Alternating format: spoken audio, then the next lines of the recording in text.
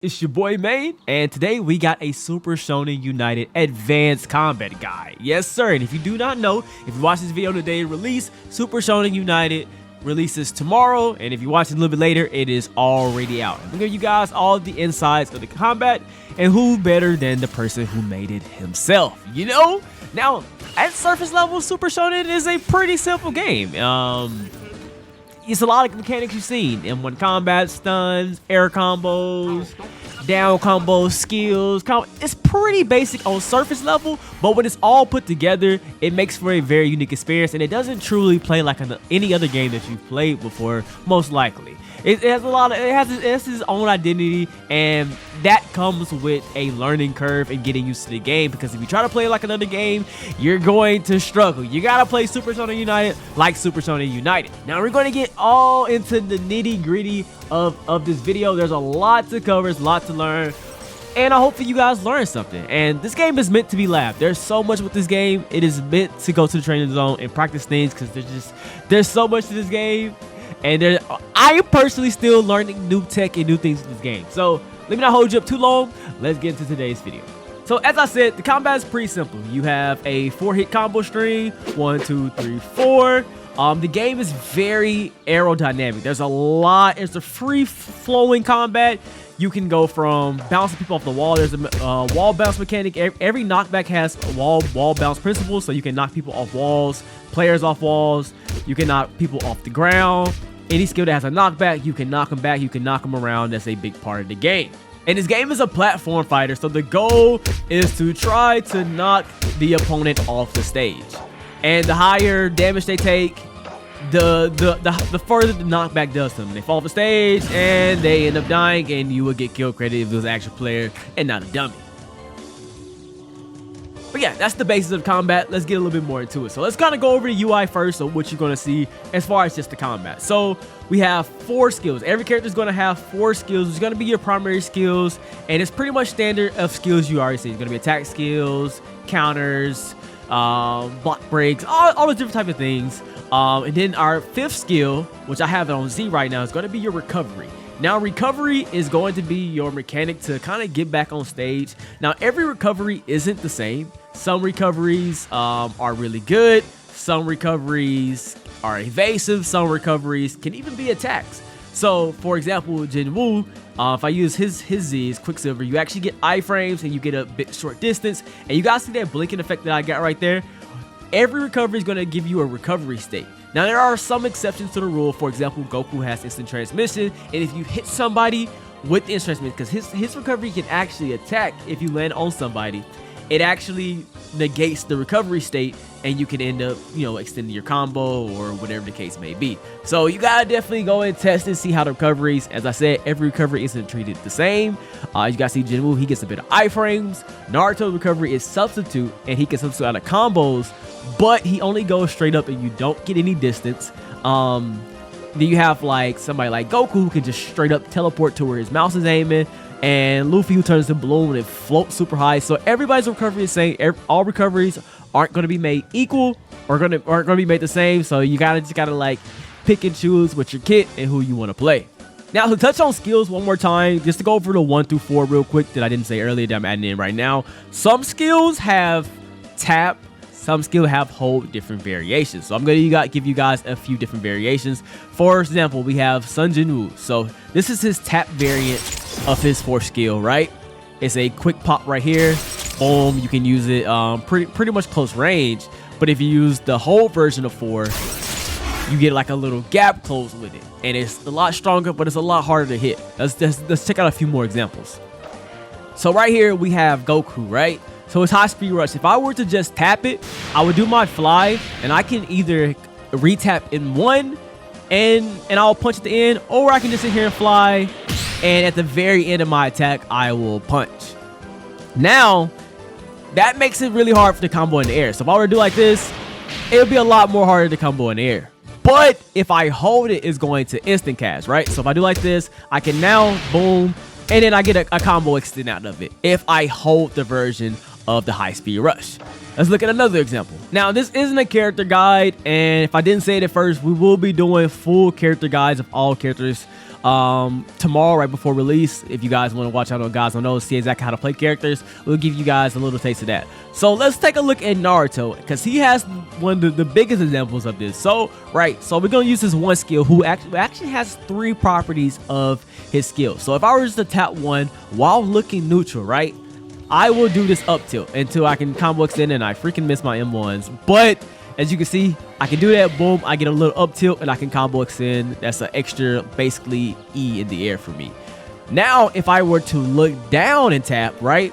If I look down and tap, I will throw them backwards. So if I'm at the edge of the stage and I want them to go, actually just go back, I can look down, throw them backwards, and get some distance on them, right? Now, lastly, if I were to hold 1, I actually shoot out a projectile in which I slam them, and then it can be used as a spike, right? So you spike down, and just in this case, I probably won't hit this. Let's see if I can hit this. And I missed right there. But on a player, it's a lot more prone to hit that. You can hit him back with an M1. It's not true, but you can hit him back with an M1, you can spike him. Anyway, we'll get more to Naruto there, but that is three examples of tap, and as well as directional looks that can change how the combat flows. Now let's talk about blocking, because that's going to be a big part of this game. And people are getting used to. So blocking in this game is relatively weak compared to a lot of games. Now you do have block, but a lot of skills do go through block. There isn't 360 block, so if somebody gets around you, they can hit you.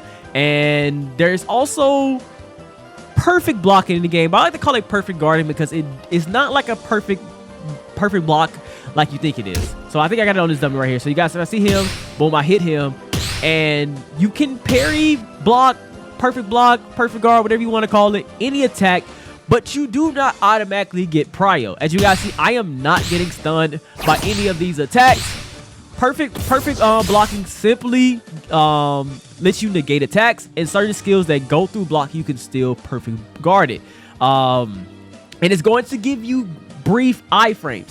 Now, it is a case-by-case scenario because sometimes you do get priority and sometimes you don't. So you just gotta learn the kits and who you're fighting. And if you do perfect block an attack, yes, I have priority over here, and sometimes you don't. So if you perfect block and it's not a skill you get priority on it, you just need to dash out. Now you always have an option to do that. If you perfect block, you have enough time to pretty much always dash out. So there's always outplay and counterplay, and you just won't lose the battle, but you don't always get priority. At worst case scenario, it will reset to neutral. Now let's talk about jumps and dodges. So the game, like I said, the game is very, very, very vertical, and every character is going to have the same amount of jumps and dodges. So you get 1 jump and then you get 2 air jumps. As you can see, boom, and you see as you turn red, that grayish area, that means you just burnt your last jump, and you will not be able to jump again until you hit the ground. Same with dodging. If I dodge, you get 2 dodges. As you can see, I got that red dodge at the end, and my dodges will not change. I mean, will not reset until I hit the ground. So you're gonna have to hit the ground, and you're gonna have to really time your jumps and your dashes to maximize them when you're in those air encounters and those air fights. Now let's talk about the tilts a little bit.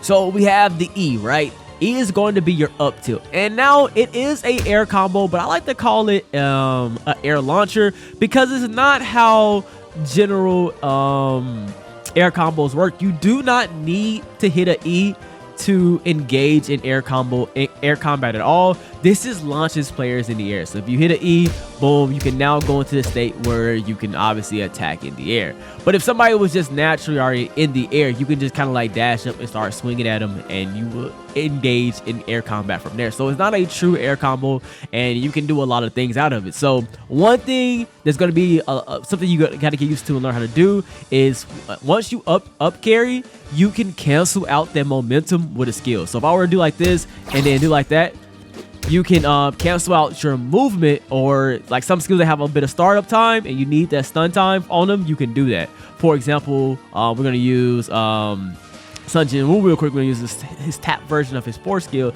So if I up tilt like this and then do like that, I can then use it as like a combo. Now if I were, let's turn my cooldowns off. Now as a quick example, if I were to do it like this, right, and then try to use it, I miss, because he doesn't have enough airtime to keep him in. So some skills are going to need to use out of the tilt system to truly get it. Now there's different ways you can mix it up to land it, but that is definitely one way you can go about doing it. Boom. All right, touching on the tilts for 1 second. If you were to change to directional tilt, and you want to use directional, so this will change and E and R will no longer work. But now, if I were to click and I were to hold space and look up, I would do the up tilt, right? And that's gonna be pretty much the same with the down tilt. So if I do my up tilt, with click up, and now boom, boom, boom, and now I hold space, I do my down tilt, right? And that's how that ends up going about that. Now, let's get into the down tilt and the spike. So these are two mechanics in the game that are a little bit different, but all function on the R key, right? So on your R, your down key, you're gonna, normally you're just going to kick players down, and if they're near the ground, they hit it, they will get spiked down, right? Boom, boom, boom, boom, bah, and they go down, in which you can jump and kind of combo extend on there. We'll talk about that a little bit more when we get into the combo section of the video. Now there's another mechanic you can do, is you can spike, right? So if you're not on the ground and you're high enough above the ground, high enough above the player, right? You can spike the player, in which you will hit him up a lot harder, do more damage, and you also flip back. Really good for off stage. You catch somebody off stage, you come crashing down, boom, you can crash the ground, and you will spike them into the stage, and it does a lot more knockback, and it also does more damage than the original, and you also get a bunch of distance in the air as well, so it helps you recover as well. Now, just to show spike again one more time, you can also do it out of combo. So if I were to do it right there, right, I kind of extend like that, and this is a normal kind of like ground bounce. But if I were to do a little bit Tekken, and like I said, we'll get a little bit more to this, and when we get into the combo section of the video, if I do like this, right, and then I jump, and then I can now hit him with a little combo extender and rush to him. That's just some little tricks you can do, and this allows you to pull off some skill cancels, because you can definitely skill cancel out of that. So boom, boom, boom, if I do like this, and then I kind of cancel out of that, you can do some techs, and as you can see right there, I got a kill. Once again, we'll talk a little bit more about that when it gets to the skill cancel part. I mean, we get to the little combo part of the video, but that's just a little taste of some of the tech you can do with the combo system. But you gotta learn it, you know what I'm saying? Gotta learn it, because that does burn one of your jumps. If you do that jump, we'll get more into that when we get to that. So let's continue on. Now let's talk about the spike tech, right? So if you down slam and you do not hit anything, right? So if I do like this, right, boom, I get this in lag state where I can get heavily punished, and you can't dash, you can't M1, you're in this really heavy punished state, right? But if I were to do this, boom, and then immediately hit Q when I hit the ground, you get these dash frames, you can tech it, and you can really I think you get a bit of iframes, and you can combo slam. I'm gonna show you guys some examples right now. Let's watch it together. Let's watch some examples of us using some really good tech in game of where it can be really, really useful. Alright, so both of these examples I'm gonna show you guys is gonna be with Naruto, just because it's who I play the most. It's probably my main at the moment. I know he plays a bit passive. He likes to wait for you to swing and punish you for swinging.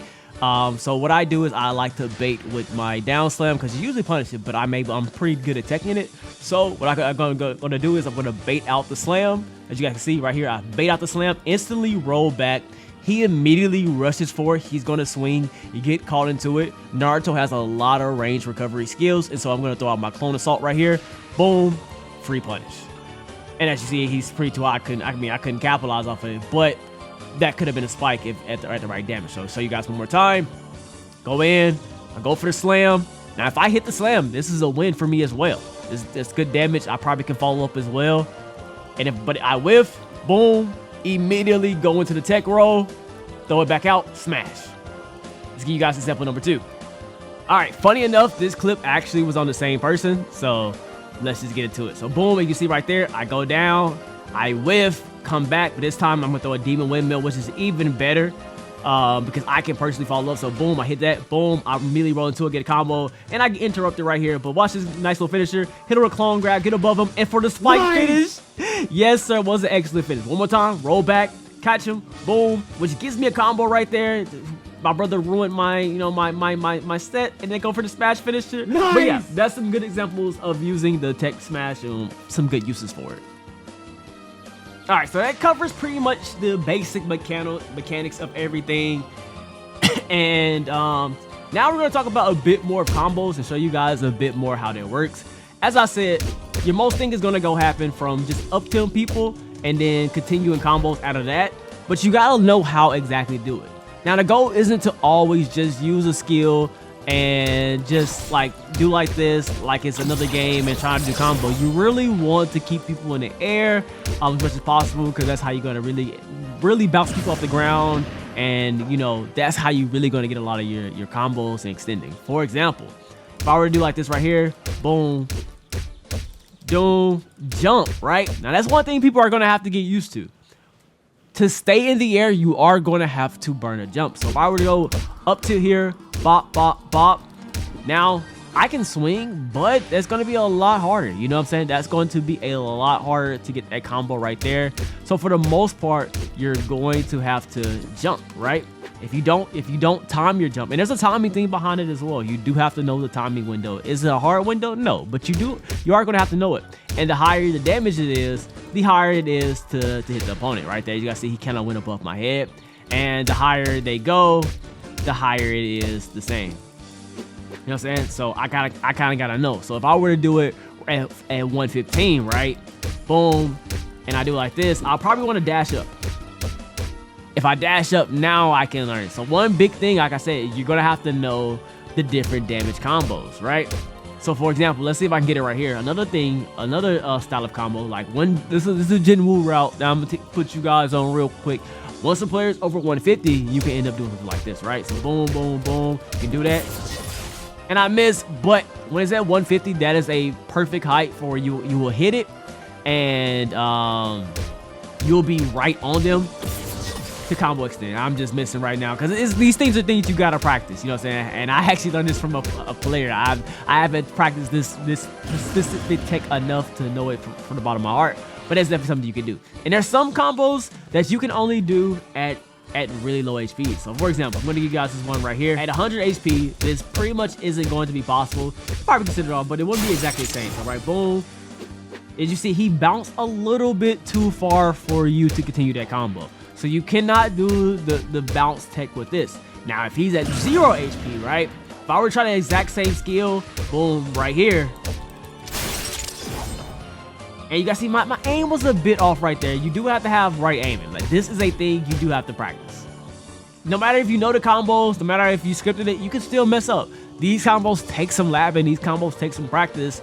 And sometimes take a bit of luck that Roblox doesn't bug out and doesn't do it exactly how you're supposed to. So there's a bit that goes into it, and that's why it's really important to practice and really go into the training zone and really just try out different combos on different HPs and dummies to see how it really works. Now let's get this early combo route for you guys. So we go up, right? Boom. If we go at the right angle, we should be able to continue like that, which gives us a combo extender right there. As you guys can see, now we're off up tilt, and now we can, you know what I'm saying, we can really cook up. Now, I don't have any cooldowns on, so I can reset, but you guys see, that is a pretty big combo string that you cannot get off at lower HPs. As you can see, now he's higher HP. If I were to try that same combo, he's just too far. Now, I was still able to extend right there, but that's nowhere near true, right? That's nowhere near true. As you can see how high I was right there, since he was so much high HP, made it high in the air, I was able to get the ground bounce off of him, right? Which is generally not something that's possible at that high. They would just stop in the air. So that's something you got to learn right there. So there's a lot more from that, right? And you also got to learn how to maximize your combos. As you can see, I did that combo effectively to where I didn't burn my jumps. I was able to stay in the air because I effectively maximized my jumps. So I know I've seen a lot of people when they're doing this, they get the spamming, right? So they're right here at this point, right? Boom. And they get the spamming their jumps. So now they're out of jumps. You got your dashes, but you cannot jump no more. Once you burn them all, you can't use them more. The same way goes for like if you're fighting like this, right? Which I do it sometimes well. Like you jumping, you're trying to like, you know, make somebody whiff while getting it in, or you want to do like this and go in. Now if you hit them up, you've already burnt your stuff. So as you guys see, I burnt my last dash right now. So I don't have my second dash because I burnt it going in. And it's gonna same with your jumps. You're gonna have to really time your jumps and see where you at and know where you at. And some combos need maximum jumps and need maximum dashes to really maximize, especially if you're carrying somebody up super high in the air. So it's gonna be a lot of practice, a lot of learning curves for you guys to learn. And every character has their own routes. Now, there's, like I said, there's going to be a pretty staple of doing something like this, right? Every character is going to be able to do like this, and you have a knockback going to your knockback. That's going to be pretty much bread and butter for everybody. It's pretty much standard. Every character can do a combo like that. But when it gets to like the nitty gritty and doing these long combo strings and these early carry offs, you're definitely gonna have to practice. You're definitely gonna try different things with a lot of different characters. So yeah, I'll show you guys with like a few little high level combos at the very end, so you guys can see and just get your brain going. But this is long as you got the end art, everything else is just free flowing, freestyle, try new combos, find new things. That's pretty much the route to go with these things, right? So yeah, I hope you guys found this useful. Hopefully you guys have some fun in it. Definitely go practice. It's gonna be something useful. Oh, let's talk about movement real quick. I know some people are gonna say the game feels slow. There's not a lot of movement in the game. I've gotten a comment like you have to learn how to effectively use your movement. Yes, you don't. Especially if you use like Type So, you use the Q dashing and flash stepping around, it's gonna feel a bit slower. But I'll show you guys some high level clips right here at the end. If you're really doing it right and you really learn the combat, you can get to moving and grooving. You get the smoothment. You got some smoothment. A lot of times you'll see me. I'll use this tech, boom, boom, slam down, boom, and I miss my dash. But I like to play off the walls. You know what I'm saying? There's a lot of wall play you can have. One slam, tech down, dash back in, boom, boom, roll up. You know what I'm saying? Boom. Use your movement to come back in. Dash in, you know what I'm saying? Keep the combo going. Boom, boom, boom. Root, drop that down, drop down, cut him in there. There's a lot you can do off the wall. Watch off the wall, off the wall. Pick up. No, I can get that right now, but you can do a lot. There's so much freestyle in the game, so much verticality. There's a lot. It's a different combat experience, so it's gonna take some learning curve. But overall, I think it's a lot of fun when you really, really get into it. You really give it a chance. But anyway, hope you guys enjoyed. I'm out. Peace.